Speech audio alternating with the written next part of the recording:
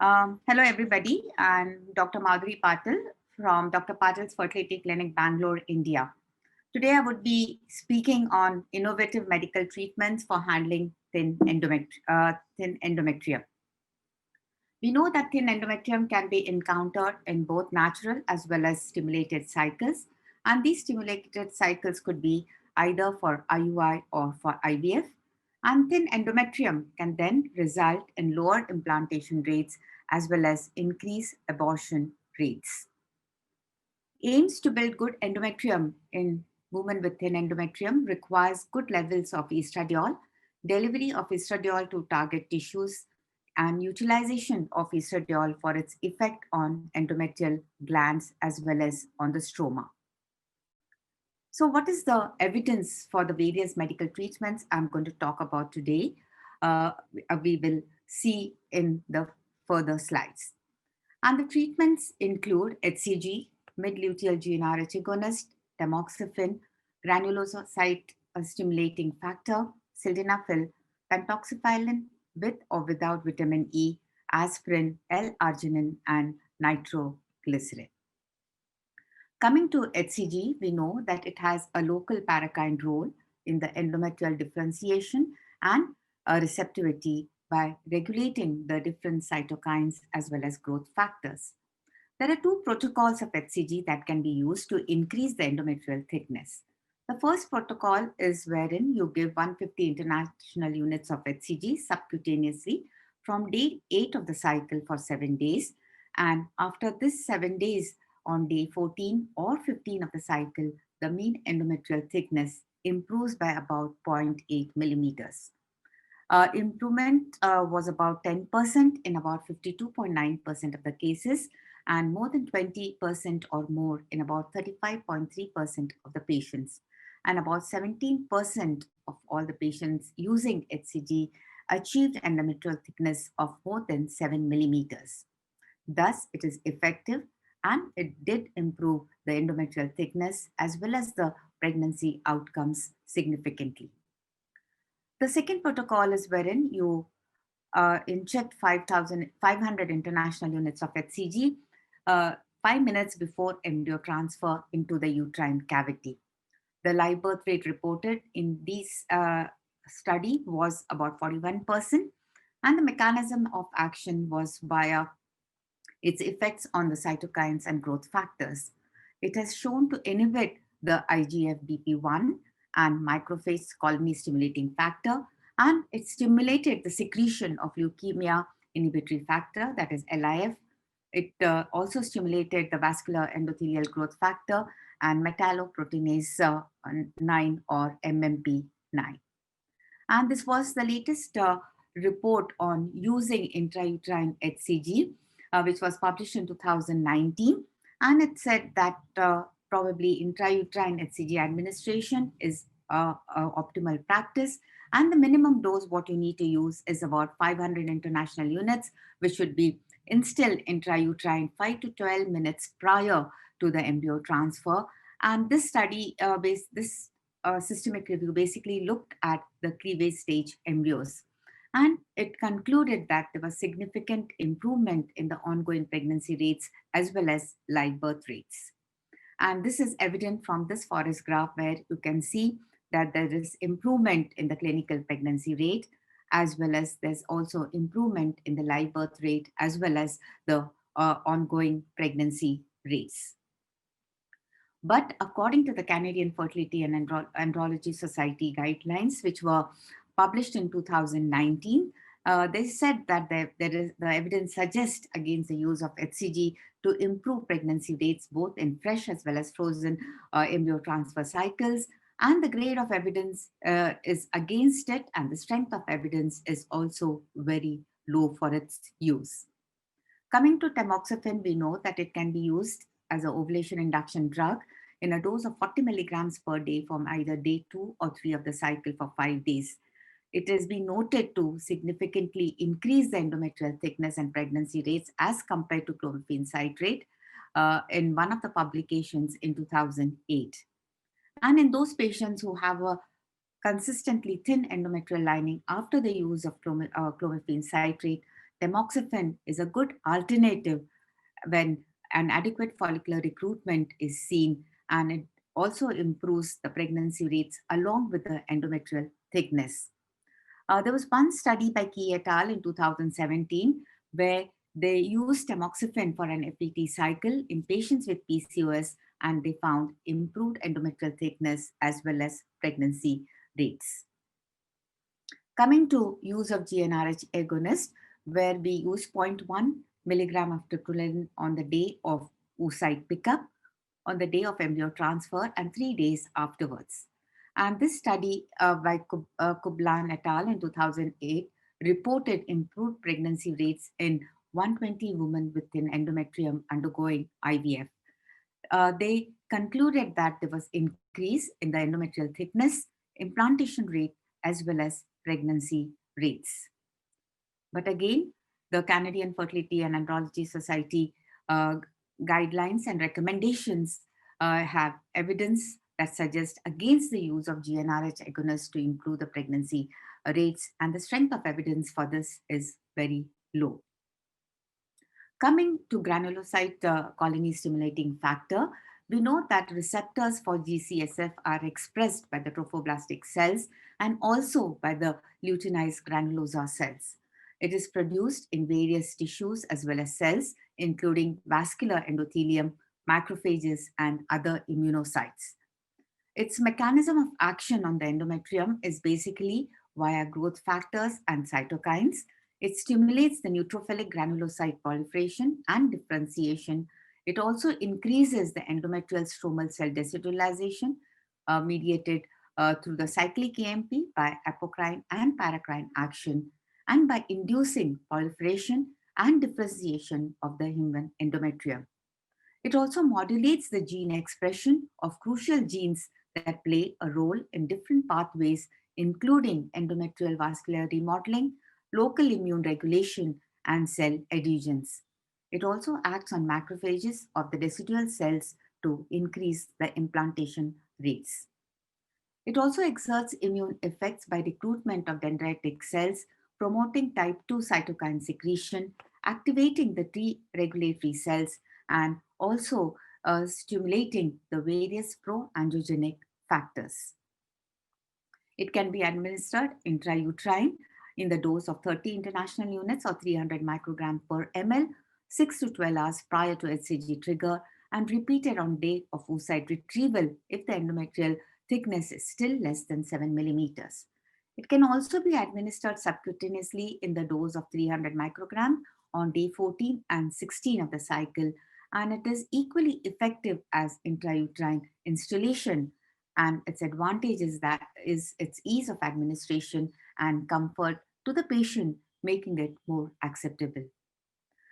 There was a study reported in RBM Online in 2010, and they looked at its effect on the embryonic chromosomal constitution, and they found that it did not influence it, and therefore we can say that it is safe to use during IVF cycles.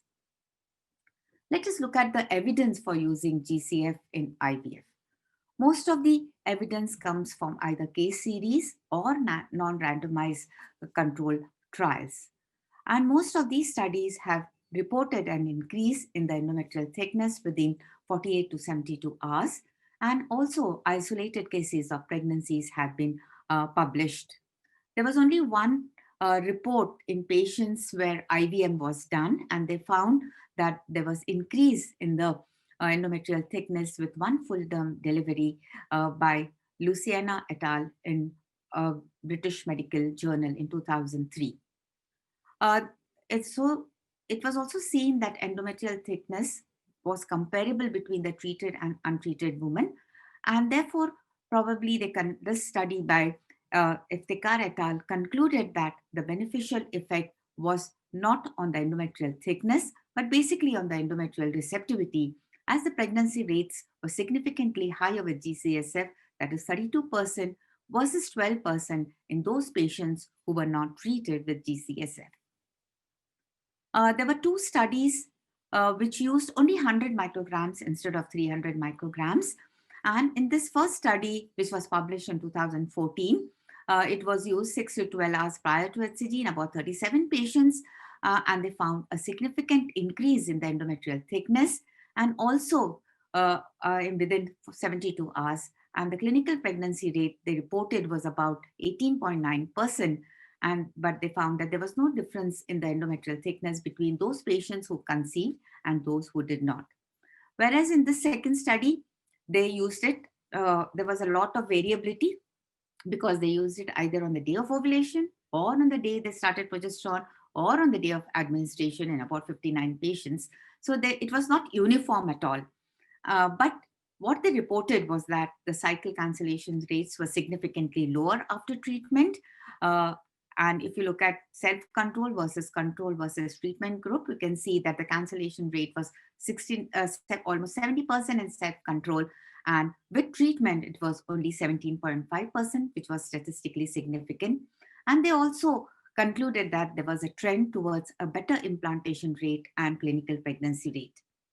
And this other study, which was published in 2015, where they used 300 micrograms on the day of egg retrieval and not on the day of HCG in about 15 patients, and they reported a significant increase in the endometrial thickness with a pregnancy rate of 20%. But all these studies we saw were basically with small number of subjects, and they were mostly case studies or non-randomized. And if you look at the literature, there was only there were only two well-designed RCTs which were published, one in 2014 and one in 2016. And these two studies were unable to demonstrate any effect on either endometrial growth or pregnancy rates in women undergoing IVF. There was another study in 2017 by Savi et al., who said that though there was increase in the endometrial thickness with GCSF and the implantation rates also improved, but there was no increase in the clinical pregnancy rate. And limited evidence of benefit is also seen in those patients undergoing ART when they have had a previous history of recurrent pregnancy loss, or in those patients who have recurrent implantation failure. And this latest report in 2020 in scientific reports have shown that intrauterine GCSF administration in RIF patients with normal endometrium did not alter the endometrial thickness, the clinical pregnancy rate, as well as the live birth rates. Now let us look at its use in FET cycles. And Lee et al. In 2014 failed to demonstrate any improvement in implantation as well as clinical pregnancy rates in 69 patients with thin endometrium. There was another small prospective uncontrolled cohort study in 2017 which reported thicker endometrium, but there was no difference seen in the pregnancy rates as well as the live birth rates. And there was a study by Zhu et al. In 2015, wherein it was a RCT with 30 women who received either GCSF or GCSF with scratch in previous FET cycles, so as a control, and they found that there was a significantly higher implantation rate as well as clinical pregnancy rate when GCSF was used as compared to controls. So with only GCSF, the pregnancy rate was 31.5%, and when GCSF with scratch was used, it was 48%. But again, they concluded that there was no difference in the live birth rate, though there was increase in the implantation as well as clinical pregnancy rates. Usually no side effects have been reported with GCSF when it is used as an intrauterine infusion, but a systemic GCSF may result in increased risk of therapy-related myeloid neoplasms, sickle cell crisis, and multi-organ failure in patients who have used it with sickle cell syndrome, and some patients do report bone pain. And again, the Canadian guidelines are against its use both in fresh as well as frozen cycles to improve pregnancy rates, and the strength of evidence is low. Coming to improvement in the endometrial thickness by using drugs that increase the uterine artery blood flow. So in this, we have sildenafil, which is used in the dose of 25 milligrams every 6 hourly, vaginally till HCG trigger or embryo transfer. And it basically prevents the breakdown of cyclic GMP and potentiates the action of nitric oxide. Then we have pentoxifylline, which is used in the dose of 500 international units twice a day for about 6 to 8 months prior to the IVF cycle. It is a vasodilator. It increases the phagocytic activity of leukocytes and monocytes, and it also inhibits the fibroblast proliferation. Vitamin E is used in the dose of 400 milligram twice a day, again for 6 to 8 months, and it is shown to increase the capillary blood flow and protect the endometrium from oxidative stress. L-arginine, which is a nitric oxide substrate, is used in the dose of 6 milligrams per day, which relaxes the vascular smooth muscle cells by activating the cyclic GMP, and it is also known to activate the immune system. Nitroglycerin also can be used in the form of patches from day 9 to 12, and we know that it releases nitric oxide and acts as a vasodilator with rise in the subendometrial blood flow velocity, but no positive effect was seen on the endometrial thickness, the implantation rates, as well as pregnancy rates. Coming to vaginal sildenafil, we know that it decreases the pulsatility index, indicating an increase in the diastolic blood flow. An improvement in the uterine blood flow also was seen, and when used in combination with estrogen, it results in proliferation of the endometrial lining. It is also known to increase the radial artery resistance index and the endometrial thickness in a paper by Takasaki in 2010. It also increases the expression of EGF and tumor suppressor factor P53 genes, which are essential for breaking down the endometrial cellular matrix, normalizing the cell growth, and also inducing angiogenesis. It is also known to reduce the natural killer cell activity and thus beneficial in implantation. So if you look at the several papers which have been published from 2002 to 2015, wherein most of these papers have very small subjects, and this paper you can see only had 2 patients with Asher-Nemann syndrome, and most of them have shown that there is increase in the pregnancy rates and as well as the endometrial thickness and the ongoing pregnancy rates. And in this study, which was first published in 2002, they found that the pregnancy rate was about 31.4%, whereas in this study by Takasaki, it was 50%. But here we can see that there were only 12 patients. And in this study, which was published in 2011, they just looked at the endometrial thickness, but have not reported on the pregnancy rates.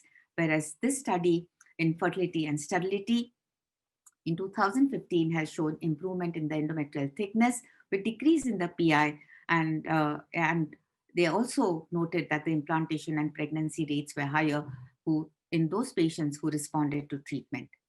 And this study is basically on using sildenafil vaginal gel along with clomiphene citrate in women with thin endometrium in previous CC failure patients, where they have noticed increase in the endometrial thickness and uterine blood flow and also improved pregnancy rates.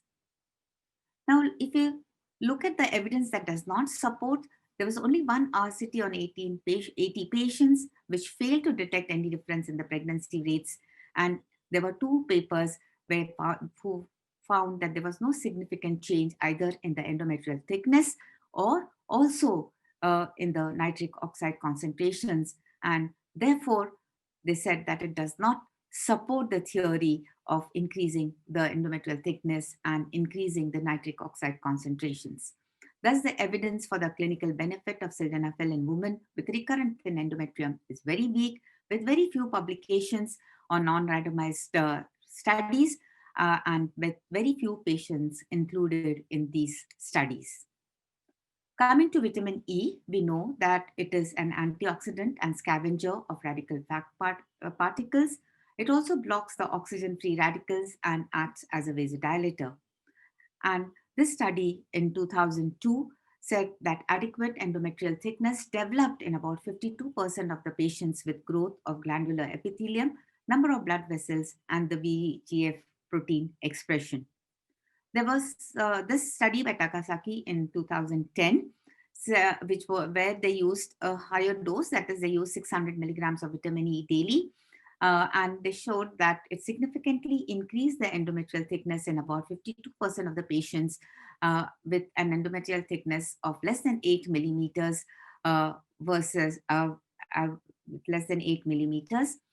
And there was another study which used 400 milligrams of vitamin E, which was administered in patients with unexplained infertility during controlled ovarian hyperstimulation. And they reported significant increase in the endometrial thickness to 9.6 versus 8.2 in patients who received vitamin E with CC compared to those who did not. But there was no difference seen in the implantation rates as well as the ongoing pregnancy rates between the two groups. Coming to pentoxifylline, we know that it is an inhibitor of phosphodiesterase enzyme by increasing the cyclic AMP. In vivo, it is shown to increase the erythrocyte flexibility to vasodilate and also inhibit the inflammatory reaction and TNF alpha. It results in reduction in radiotherapy-induced fibrosis. Most of the studies published have used vitamin E and pentoxifylline in combination, though the mechanism of using it in combination, mechanism of action by using it as a combined therapy is unclear, but it has shown to improve the endometrial thickness with a pregnancy rate of 33 to 40%, and the treatment should be stopped prior to embryo transfer, so it should be used only before embryo transfer. In this study, which was published in 2002 in Fertility Sterility, they basically used it in patients with chronic uterine lesions, which were induced by radiotherapy, and they demonstrated a significant increase in the uterine diastolic blood flow, myometrial volume, as well as endometrial thickness, where they used vitamin D in the dose of 400 milligram twice a day and pentoxifylline in the dose of 500 international units twice a day for at least 9 months. There was another study published by the same author in 2003 in patients with premature ovarian failure, and they observed an increase in the endometrial thickness to about 7.4 millimeters when it was below 5 millimeters. Although the numbers are quite limited and the strength of evidence is weak, combination of vitamin E and pentoxifylline might improve the endometrial condition, especially in women who have undergone radiotherapy. And therefore, probably it is a good option in those patients who have undergone fertility preservation for cancer therapy. And when after a tumor-free or a cancer-free period want to conceive and have a thin endometrium, this would really be helpful in improving the pregnancy rates. Coming to L-arginine, we know that it's an essential amino acid and it has multiple physiological functions such as regulating vasodilatation, vascular flow, activating the immune system and the inflammatory process. It is also known to increase the vascular flow under conditions where endothelial dysfunction is associated with low nitric oxide production. And the main substrate basically for nitric oxide synthesis via the nitric oxide synthase and ornithine and polyamines, which are key factors in placental angiogenesis and uterine blood flow regulation. We know that it's used in the dose of 6 milligrams per day, and the treatment was successful. You can see in this study by Takasaki again, only in 6 patients out of 9. So only 9 patients basically were included in the study, and you can see therefore say that the quality of evidence is very, very low. So therefore, all these studies that have been published are small and are poorly controlled, and therefore evidence is lacking to validate the usefulness of this approach.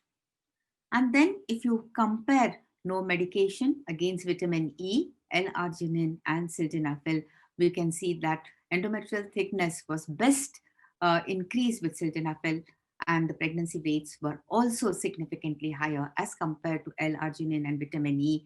And therefore, we can probably say that it is a promising drug in patients with thin endometrium to increase the endometrial thickness as well as pregnancy rates, though the strength of evidence is very weak or low. And again, the Canadian Fertility and Andrology Society guidelines have said that there is insufficient evidence in using both sildenafil, pentoxifylline, as well as vitamin E to increase the endometrial thickness as well as pregnancy rates, both in fresh as well as frozen cycles. Coming to aspirin, we know that it enhances the endometrial growth and embryo implantation by reducing the subendometrial contractility, minimizing the inflammation by inhibiting cyclooxygenase and prostaglandin biosynthesis. It also improves the endometrial blood flow by decreasing the impedance across the uterine arteries. So in this one study by Hesh et al. In 2000, they showed that the endometrial pattern improved in women who are undergoing IUI with a higher pregnancy rate of 18.4% as against 9% in the controls, though the endometrial thickness and uterine vascular flow patterns remain unchanged. Then this study by Bekenstein et al. In 1997, which is a very old study, was done in oocyte recipients, and they showed that there was improvement in the endometrial thickness and it also improved the implantation as well as clinical pregnancy rates. But there are several studies, one published in Human Reproduction Update, and the other two, one is a Cochrane database systemic review, and the other two studies published in 2011 and 12 have shown no beneficial effect on embryo implantation in IVF cycles. But Check et al. In 1998, again, this is a very, very old study, so we cannot probably take it into consideration, but for the evidence to be there, I've added it here, and that had shown beneficial effect on the mid-luteal phase endometrial thickness. And the recommendations are support the beneficial effect of low-dose aspirin in patients with thin endometrium is scarce and controversial, as we said again, and we should not use it to improve pregnancy rates in IVF. Coming to nitroglycerin, we know is which releases nitric oxide, which acts as a vasodilating agent and so probably may be useful in thin endometrium.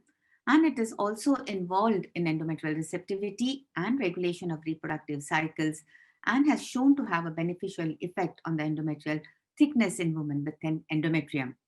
There were only 2 studies reported that used glyceryl trinitrate patches to induce a reversible rise in the subendometrial blood flow velocity, and it is used from day 9 to 12 of the menstrual cycle.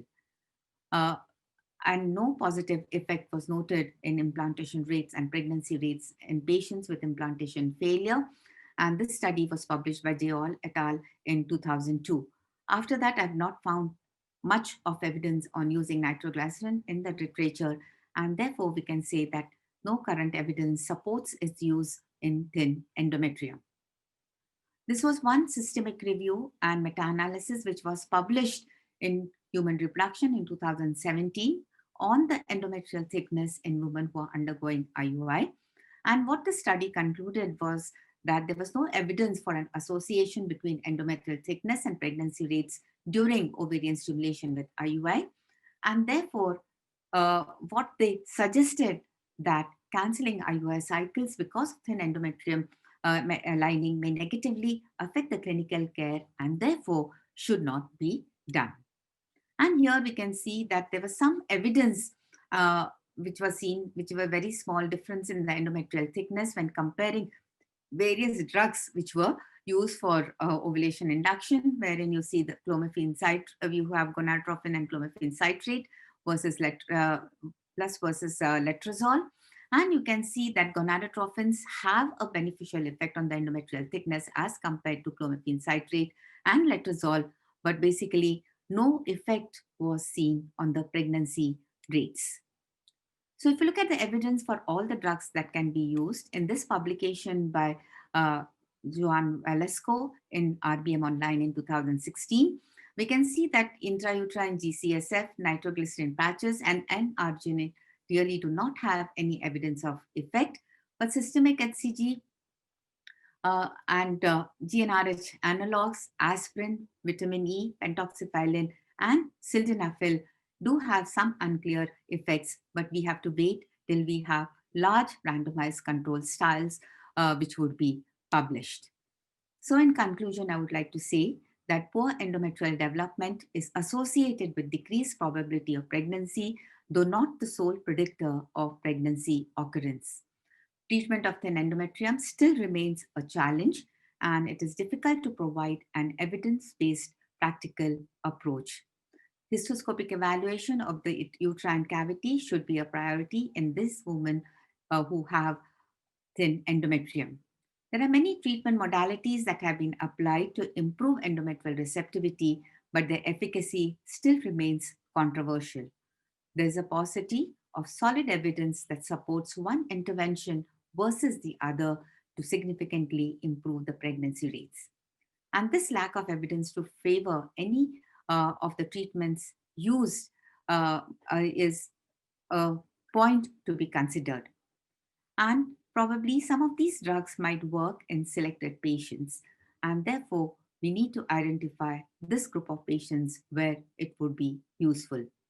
Large RCTs should be conducted to provide and improve these options to improve the endometrial thickness as well as the pregnancy outcome in treatment of infertility.